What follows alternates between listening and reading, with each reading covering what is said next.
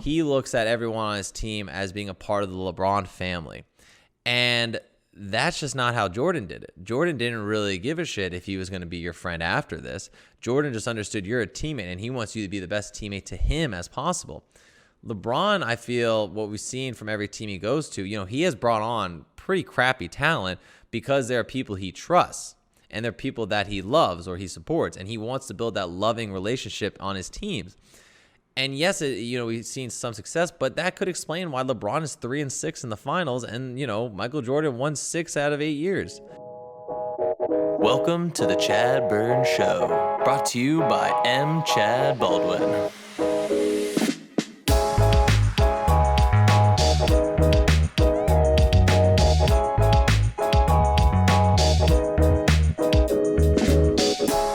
Welcome to the ChadBurn Show. I am your host, M. ChadBurn. And as you can see, we are still reporting from the bunker, the home office, the headquarters, the Baldwin residence. So the ChadBurn is doing it from the home. As you see, we have the setup behind us. And we are going to start off with this show, I think, with our segment. A new segment that will become weekly is How Long Has ChadBurn's Hairs Got? Well, folks, it is continuing to get crazy. I don't know how anyone's surviving without their barber. It is mind-boggling. I now have a hairband because I can't stand my hair in my eyes.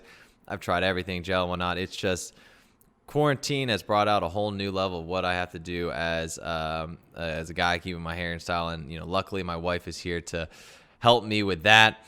But with that said, welcome to another pandemic issue, folks. We are still in lockdown. I know some areas are starting to reopen, but we still do not have sports. We still are inside. We still are holding to social distancing norms. So we're going to continue with that theme and continue to do what we do on this show and bring you really some entertainment during these bleak times. Today, we're going to focus on two main topics. I want to start off by, because I recently obviously finished, last week was the last 2 episodes of the Last Dance documentary on Michael Jordan, his final season with the Bulls, as well as his whole career with the Bulls. That has come to an end. And 2, we're going to talk about the Eagles running back situation. We're always going to go back to my birds. The discussion, which was last week, of who they should add. There were 3 running backs right now in free agency that the Eagles were thinking to go to a company with Miles Sanders, as well as the recent remarks made by Miles Sanders during his practice of his belief of going for the MVP. But first and foremost, I think we gotta talk Last Dance, folks. That show has just been incredible. I think to many people, especially those my age and my generation, where we were born into Michael Jordan dominance, when Michael Jordan was just starting to win championships when I was born. So for me as a little kid, you knew of Michael Jordan greatness. You saw the swag everywhere. You understood he was at top of the game, but you still weren't old enough, I'd say, to really appreciate what he meant to the sport, what the influence and impact he had to the game of the NBA, to basketball on a global stage, as well as the chemistry of the whole team. Michael Jordan was just all I really knew, and Scottie Pippen and Dennis Rodman. You don't know the role players, Steve Kerr, the Paxsons, the Bill Wellingtons, the Kukic's, and so on. So I felt that this was really eye-opening for me again to kind of relive all those games and his growth from '84 onward. But we finally finished it off. We see him winning against the Utah Jazz in the '98 finals, as well as them beating the Jazz in the '97 finals, and just kind of seeing how that all culminated into really the end of that Bulls era and the end of the dominance that were the Chicago Bulls and the dynasty that they were, with both Phil Jackson, leaving the team, Michael Jordan entering into retirement again, Scottie Pippen being traded, Dennis Rodman being released, and Steve Kerr being traded. So that all came to a final close. And again, a round of applause to the director and everyone on the producing of that documentary, because it was just a fascinating documentary on a whole. Like, it was just so well done, so well produced. But again, just unveiling the insanity that is Michael Jordan, the tenacity, the aggressiveness, the ruthlessness that was Michael Jordan, and seeing it, behind the scenes of how he was treated with fans, teammates, practices, everything. But I'll start with talking about the one thing that always stood out to me during all this Michael Jordan stuff, is really how many legends of the game, how many people that would go on to the Hall of Fame, how many people we consider to be the best of their game at that time how many people Michael Jordan denied a championship to? How many people who would have won an NBA title at any other time if it hadn't been for Michael Jordan? And we haven't seen someone deny greatness like that for so long. You have your Charles Barkley, your Reggie Miller, Patrick Ewing, Karl Malone, John Stockton, Clyde Drexler, and the only way he won a championship was going to Houston during the time when Jordan just came back in '95 season. And then Gary Payton on the Sonics, another great defensive player who had a great team, the Seattle Sonics, who also didn't win until he joined the Heat in 2006, long after Jordan's reign.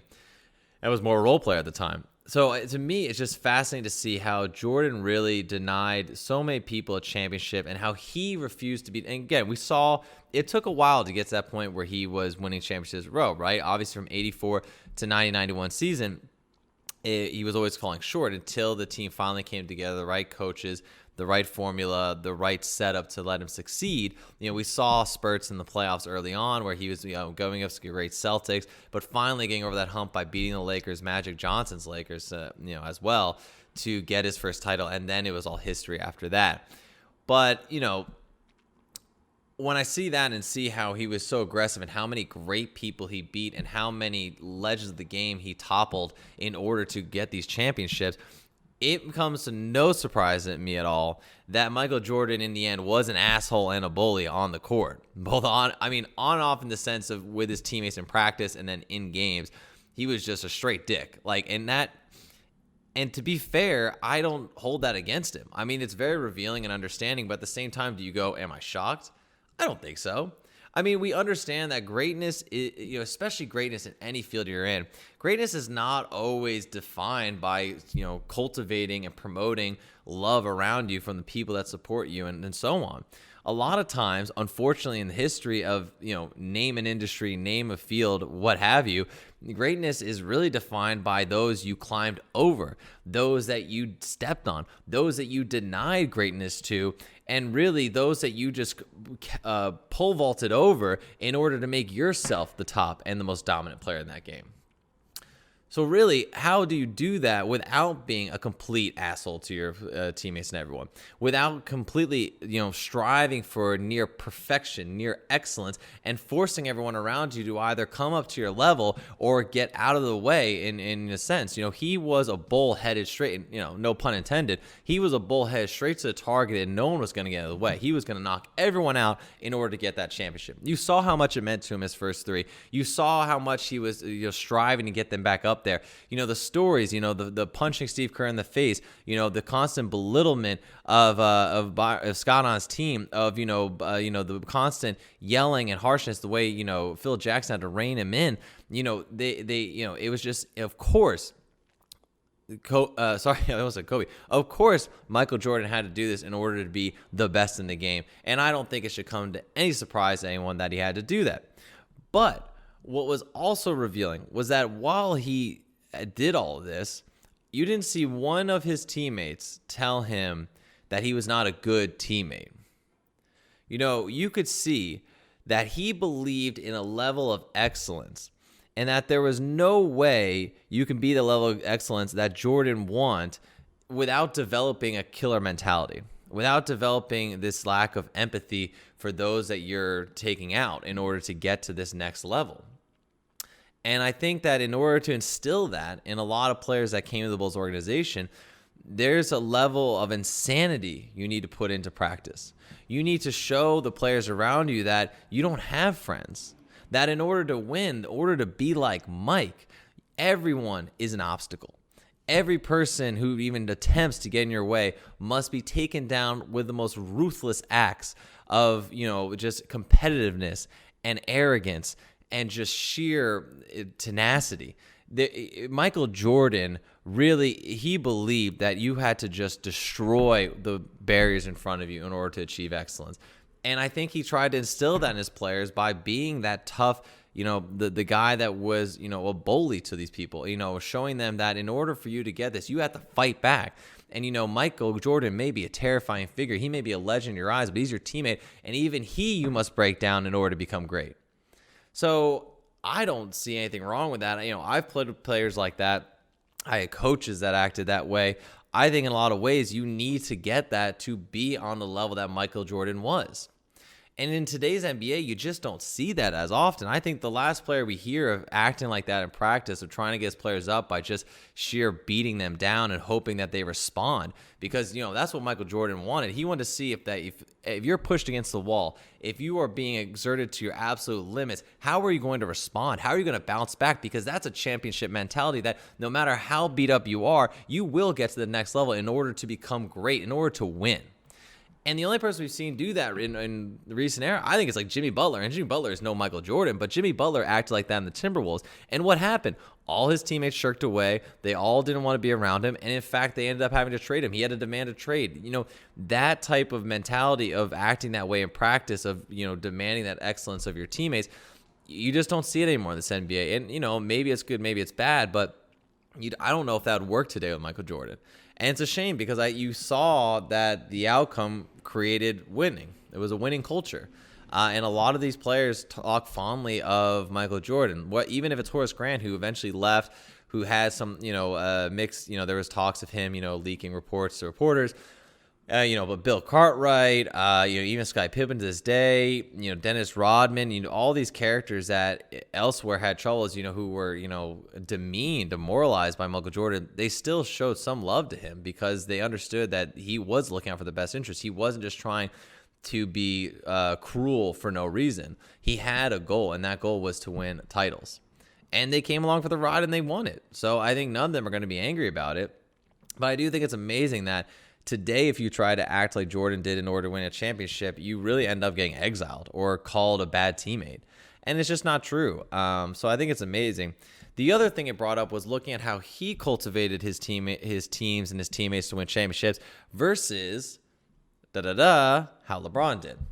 Because, of course, you can't talk Michael Jordan without in some way relating it back to LeBron James.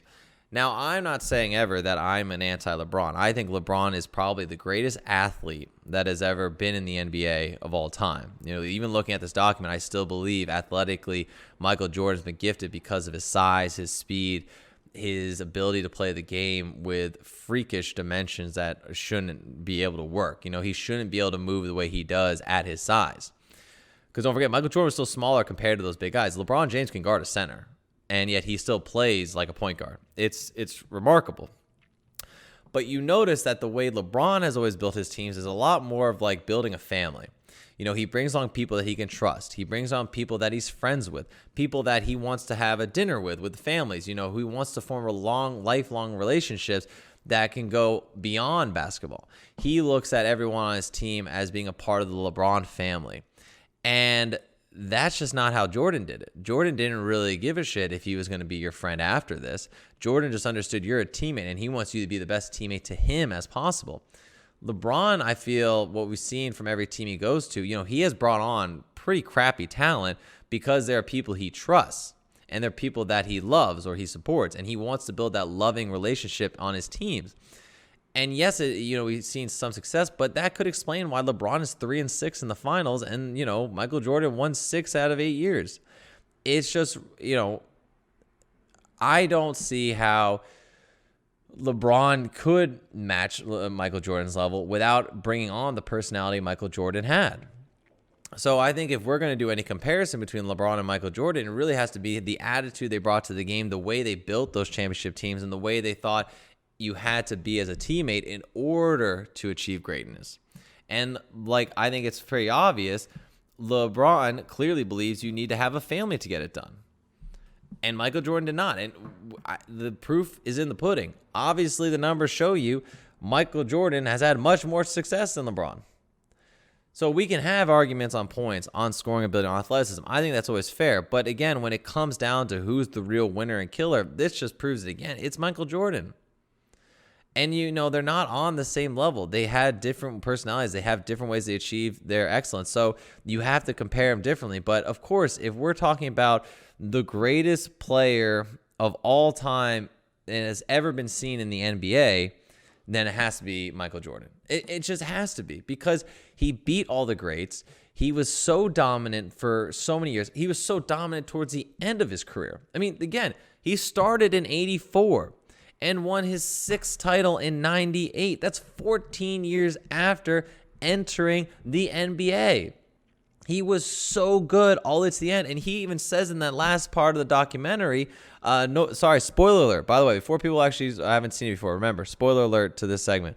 But Michael Jordan even said at the end of that documentary that he felt 98 was a higher accomplishment than his first championship in 91, because in 91 he's so young, he's hungry, he's fighting it, there's just so much more energy in the tank. And then 98, because they're older, because everyone on the team is older, because they're getting closer to the end of their career, as he put it, the craftsmanship that went behind trying to win that title in 98 was so much more impressive to him, he felt, than the earlier titles. I mean, he played at such an intense level at the end of his career. You just don't see that anymore. I mean, LeBron is obviously so athletic as well, but that's what Michael Jordan brought to this game. And there's no one, I think, that'll ever match that ever in the NBA until you have someone that's as insane as Michael Jordan. And I think that's fair to say. Like, we see Michael Jordan as calm in the interviews and looking at his iPad and making jokes and laughing as he's watching videos. But when you look at the old stuff of practice, he was insane. There was only one thing on his mind, and that was championship basketball. And that was what he's going to do. It didn't matter what you thought, what you cared about. If you want to win, he's got the ability to win. And that's how you do it. It's impressive. And I mean, this documentary reminds you not only just how great Michael Jordan was, but how important he was in the NBA. As the late David Stern said in that interview, basketball would not be where it's today globally without Michael Jordan. And I think Andrea Kramer said in that interview as well, which is impressive. She said, imagine, he accomplished global status and global renown in the game of basketball without social media platforms, without Twitter, without Instagram, without Facebook. He was able to do it through sheer talent and just, cultural significance. It's incredible. He spread the game of basketball to all corners of the world with a new template. And he shared that blueprint for the future stars in the NBA. I mean, look at Kobe Bryant, who comes in, who becomes a global icon as well, because he knew, as Michael Jordan had done, Kobe's going around the world. He speaks Italian. He's trying to show at the Olympics. He's making appearances in China. He understood that basketball could continue to grow and became that ambassador that Michael Jordan set up for the league to have. LeBron has done the same. It just goes to show that Michael Jordan set up the foundation for this sport to be global, the NBA to be global. The sport of basketball, of course, is already being played in Europe. There's already European leagues and so on. We knew that. But the NBA being global, the NBA being the beacon of all leagues, the top league in the world, and why America has produced the greatest basketball players of all time. And I think it's amazing to see how players have followed those footsteps to continue the expansion of the NBA in the world. And I don't think Kobe Bryant or LeBron James would have the platform they have today, of the greatness they have today, to be out there without Michael Jordan. Just a fact. He created the NBA to what it is today, and it is absolutely incredible, and a shame that they couldn't go on for 7.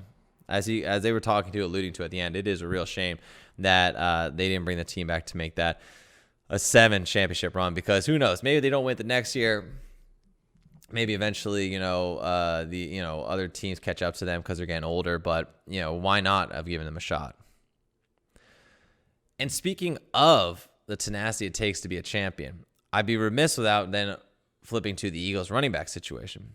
Because earlier this week, Miles Sanders was filming a practice video, and he was talking about that MVP mentality of practicing to get the MVP.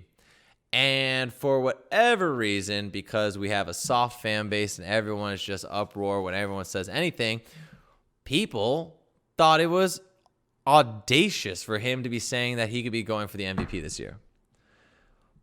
Who the fuck cares? The kid is trying to prove that he is working to be the greatest of his craft, to be the greatest in the game. And you say that he has no right to say that? He says that. He's not saying that he's guaranteeing an MVP. He's saying he's working for the MVP. And I, as a fan of the Eagles, love that. If you're a fan of the game, you should love that.